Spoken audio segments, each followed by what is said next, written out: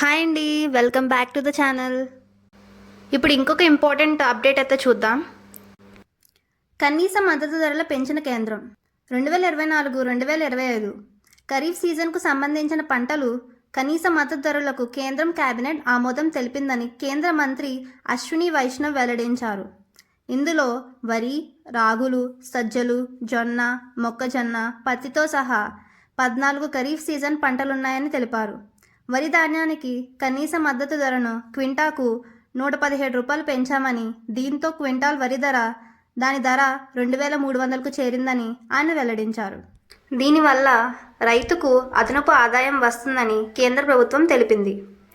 జాతీయ సగటు వ్యయంలో ఆధారంగా పంటల సాగు ఖర్చుకు 1.5 రెట్లు ఎక్కువ ఆదాయం రైతుకు అందాలన్న విధానానికి అనుగుణంగా ఈ నిర్ణయం తీసుకున్నట్లు వెల్లడించింది.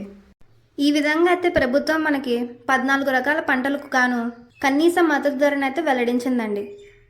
అదైతే మీరు ఒకసారి స్క్రీన్ మీద కనిపిస్తుంది, ఒకసారి చెక్ చేసేయండి. ఇంకా మనం ఎగ్జామ్ పరంగా ఆలోచిస్తే ఇంపార్టెంట్గా గ్రూప్ 2కి ఆలోచిస్తే మనకి ఎకనామీలో అయితే యూజ్ అవుతుందండి. అందులోనూ వరి కోసం అయితే ఒకసారి చూసేయండి, ఎగ్జామ్లో పడే అవకాశం అయితే చాలా ఉంది. ఇంకొక విషయం, మన వీడియో అయితే ఎవరైతే కొత్తగా చూస్తున్నారో ఛానల్ అయితే సబ్స్క్రైబ్ చేసి వీడియోని అయితే లైక్ చేయండి. మీరు వీడియోని లైక్ చేయడం వల్ల నాకు ఎలాంటి వీడియోలు ఇంకొన్ని చేయాలని ఇంట్రెస్ట్ అయితే వస్తుంది. మీకు ఇలాంటి మరికొన్ని ఇన్ఫర్మేషన్ అయితే ఖచ్చితంగా నేను అందజేస్తాను. వీడియోని అయితే లైక్ చేసి మాకైతే సపోర్ట్ చేయండి.